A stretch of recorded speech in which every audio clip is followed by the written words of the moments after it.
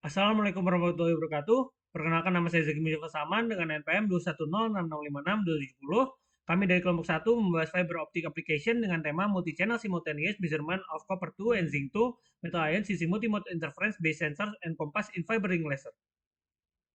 Selanjutnya ini merupakan anggota kelompok kami dan isi yang kami bawakan yang pertama pengenalan, cara kerja, konstruksi alat, analisis penelitian, dan kesimpulan.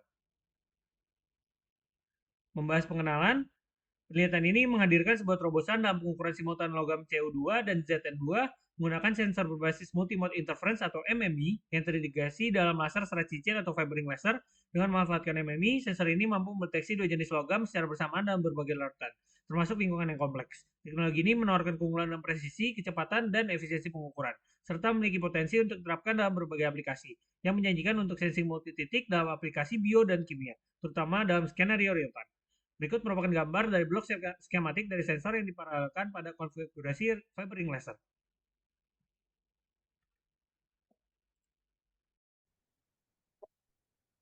Sebelumnya perkenalkan, nama saya Ahmad Fadlin Parlawangan Nasution dengan NPM 21067337223 dan selanjutnya akan masuk ke cara kerjanya. Terdapat 6 tahapan. Yang pertama konfigurasi sensor, di mana sistem sensor menggunakan dua struktur sensor berbasis SMS yang berbeda, yaitu sensor 1 SCGS dan sensor 2 SCFS. Lalu selanjutnya struktur sensing, di mana setiap sensor menggunakan kombinasi serat optik, termasuk coreless fiber dan multimode fiber untuk sensor 1, serta CLF dan view mode fiber untuk sensor 2. Selanjutnya preparasi CLF, yaitu lapisan akrilik yang menutupi inti CLF dihilangkan untuk meningkatkan sensitivitas, memungkinkan kontak langsung antara CLF dan lingkungan sekitarnya. Selanjutnya penggabungan serat, di mana bagian MMF atau FMF dipikdal antara dua serat mode tunggal untuk membentuk struktur dasar SMS. Selanjutnya, penyesuaian diameter inti, yaitu perbedaan signifikan dalam diameter inti antara CLF dan output SMF menghasilkan kerugian kopling di titik penyatuan. Oleh karena itu, spesifikasi serat harus memperhitungkan kompromi dalam diameter inti ini untuk meminimalkan kerugian kopling. Sebelum masuk ke tahapan terakhir, kita harus membahas konfigurasi dari sensor 1 dan sensor 2, di mana sensor 1 yaitu SCGS configuration, di mana pada sensor 1 penggunaan GMMF bersama dengan CLF membantu mengurangi kerugian kopling dan kerugian dispersi dengan menggabungkan sebagian besar mode orde tinggi yang lolos karena tidak cocoknya inti antara CLF dan output SMF. Lalu untuk sensor 2 yaitu SCFS configuration, di mana pada sensor 2 kombinasi CLF dan FMF membantu meningkatkan stabilitas mode untuk spektrum transmisi output. Karena FMF hanya mendukung beberapa mode orde rendah untuk ditransmisikan. Hal ini juga mengkompensasi variasi diameter inti antara CLF dan output SMF untuk menghasilkan penurunan yang signifikan dalam kerugian kopling. Lalu pada tahapan terakhir yaitu pengukuran dan analisis, setelah persiapan dan konfigurasi sensor, sistem siap untuk melakukan pengukuran. Ketika cairan yang mengandung ion logam melewati sensor, perubahan dalam indeks bias di lingkungan sekitarnya menghasilkan perubahan dalam spektrum transmisi optik yang dapat diukur dan dianalisis untuk mendeteksi dan mengidentifikasi keberadaan ion logam.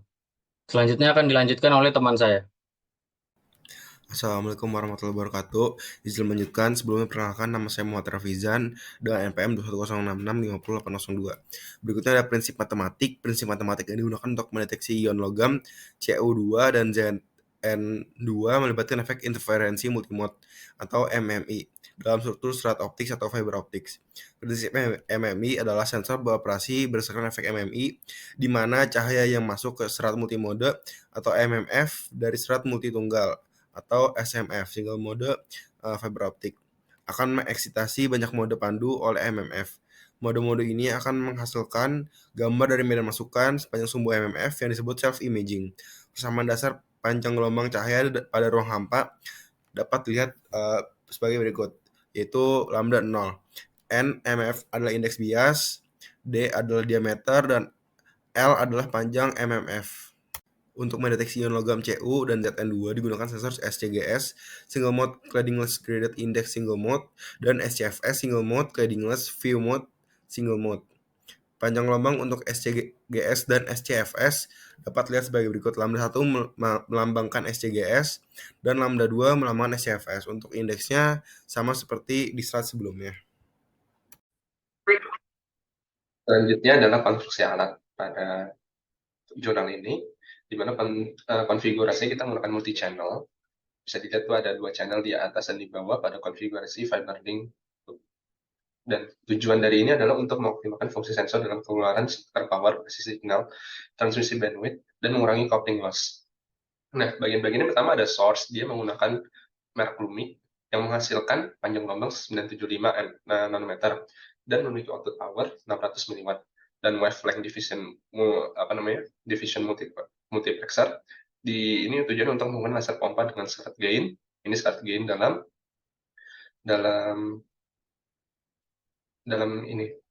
sistem. Dan selanjutnya ada YBDF. Nah, itu adalah YB dot single clad fiber dan tujuannya untuk penguatan optik dengan puncak gain pada 10-30 nanometer ketika disimulasikan dengan nilai yang dapatin dari sini. Nah,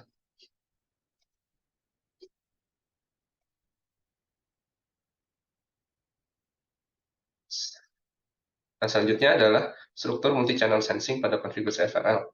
Yang bagian selanjutnya adalah inline isolator, lalu ada 50-50 coupler. Di sini dikoplingkan untuk membagi sinyal ya, dan baru di sini digabung lagi couplernya. Nah, input sinyal di coupler dikoupler oleh 22 GHz fotodetektor melalui 90/10. Nah, ini 90/10 coupler. Dan selanjutnya di sini adalah tempat kita buat cari sensor, buat membaca sensornya.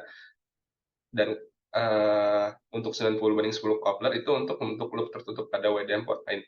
Dan di akhir ialah optical spectrum analyzer dengan tingkat kepresisian 0,02 nanometer untuk analisis spektral. Sebelumnya, perkenalkan nama saya Michael Timothy Storus dengan NPM 210665336. Di sini saya akan menjelaskan mengenai bagian analisis penelitiannya. Jadi, atribut kinerja struktur sensor ini dievaluasi melalui pemanfaatan setup papan loop pada broadband konvensional dan konfigurasi FRL setelah pembuatan dua sensor ion logam unik dalam konfigurasi multi-channel dengan menerapkan struktur fiber optik. Jadi, sensor satu ini mencakup struktur SCGS yang dikarakterisasi untuk ion logam CO2+, dengan sensor 2-nya yang terdiri dari kombinasi fiber SCFS direalisasikan untuk ion logam ZN2+. Untuk realisasi sensor 1, larutan koper nitrit CuNO32 digunakan, sedangkan untuk sensor 2, larutan zinc nitrit ZnNO32 digunakan untuk analisis eksperimental.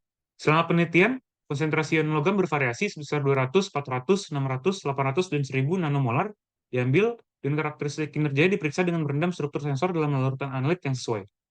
Selanjutnya saya akan menjelaskan mengenai bagian A, yaitu broadband open loop experimental analysis. Jadi pada setup broadband, larutan CuNO32 digunakan untuk menguji sensor 1, sedangkan larutan ZnNO32 itu digunakan untuk menguji sensor 2. Spektra interferensi dari OSM memperlihatkan perubahan panjang gelombang dan intensitas. Area lingkungan melebihi area inti CLF, perbedaan area efektif berkurang. Akibatnya, puncak transmisi bergeser ke panjang gelombang yang lebih pendek. Penurunan SRI relatif terhadap RI inti CLF ini meningkatkan perbedaan RI efektif. Puncak transmisi kemudian berpindah ke panjang gelombang lebih panjang karena pergeseran merah pada spektrum interferensi. Spektrum outputnya diperoleh untuk 6 konsentrasi larutan yang berbeda dengan setiap konsentrasi ditingkatkan sebesar 200 nanomolar. Jadi plot grafik di samping ini menggambarkan spektrum output dalam konfigurasi open loop dengan pengujian simultan ion logam. Berikut grafiknya. Lalu ini merupakan grafik 2. Terdapat perubahan konsentrasi sebesar 200 nanomolar CO2+ dan ZN2+ menghasilkan pergeseran panjang gelombang sebesar 0,07 nanometer pada sensor 1 dan 0,04 nanometer pada sensor 2. Pada kedua sensor, pergerakan rata-rata atau pergeseran rata-rata daya puncak diukur sebesar 0,12 desibel dan 0,05 desibel berturut-turut. Regresi linear yang dihitung untuk pengaturan broadband konvensional ditampilkan pada grafik di samping ini. Sensitivitas tertinggi yang dicapai untuk sensor 1 yang diuji dengan larutan C2+ menggunakan struktur SCGS diukur sekitar 1,06 kali 10⁻³ nanomolar, sedangkan sensitivitas sensor ZN2+ itu menggunakan struktur SCFS dihitung sekitar 3,534 kali 10⁻⁴ nanometer per nanomolar. Selanjutnya akan dilanjutkan oleh teman saya. Selamat pagi, siang, dan malam. Perkenalkan, sebelumnya saya Rahdito Panulwicaksono dengan NPM 210665304. Selanjutnya kita akan masuk ke bagian B, yaitu analisa eksperimen dengan konfigurasi fibering laser. Jadi dapat dilihat di sini bahwa pergeseran panjang gelombang untuk kedua sensor itu sebanding atau sesuai dengan variasi simultan dalam konsentrasi ion logam tembaga 2+ maupun zinc 2+. Lalu di sisi kanan juga dapat dilihat respon linear dari sensor-sensor tersebut yang sesuai dengan konsentrasi ion logam yang dideteksi.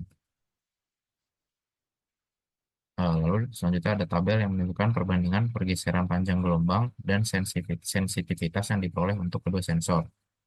untuk variasi simultan ion logam tembaga maupun zinc dengan fiber optik SCGS dan SCFS. Di sini perbedaan dalam konsentrasi analit yang diambil adalah 200 nanomolar. Lalu di sini tercatat juga pergeseran tertinggi yang dicapai pada konsentrasi 400 nanomolar. Untuk ion logam tembaga 2+, pergeseran yang diukur adalah 0,1837 nanometer dengan sensitivitas sebesar 9,1 kali 10 pangkat min 4 nanometer per nanomolar.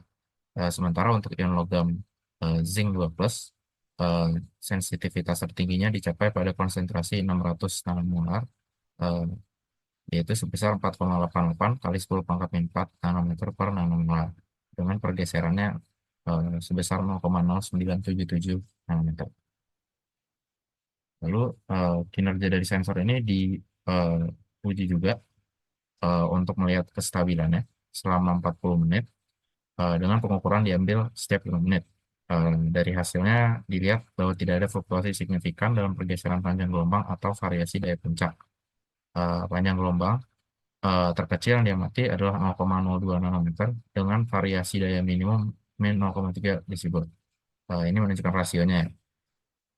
Untuk menghindari pengaruh sensitivitas dari efek regangan atau strain effect, probe sensor ini dikemas dengan wadah silinder dan disegel dengan adhesif atau bahan perekat. Sementara untuk sensor kecil yang menggunakan SMS atau single mode silika ini cukup andal, tidak terpengaruh sensitivitasnya oleh suhu.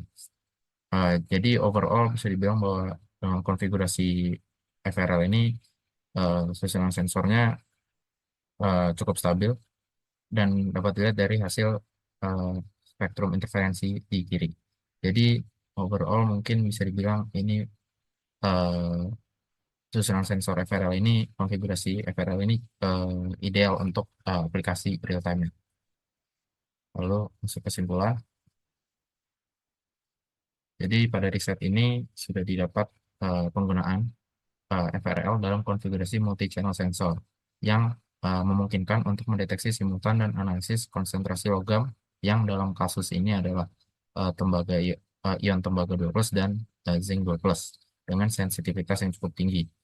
Lalu di sini juga didapatkan penggunaan self-imaging effect dalam sensor multimode interference berbasis fiber optik yang memungkinkan pengukuran konsentrasi ion-ion logam tadi yang cukup presisi.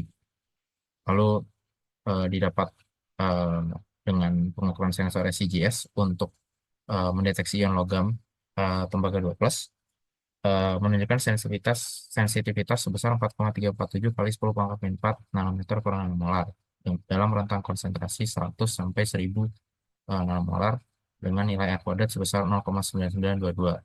Sementara untuk sensor SCFS yang memberikan sensitivitas cukup mirip juga 4,358 kali 10 pangkat min 4 nanometer per nanomolar dalam deteksi ion logam zinc 2+. Rentang konsentrasinya juga sama, yaitu 100 sampai 1000 nanomolar dengan nilai R kuadrat yang juga mirip 0,99277. Oke, terima kasih. Sekian dari kelompok kami. Terima kasih.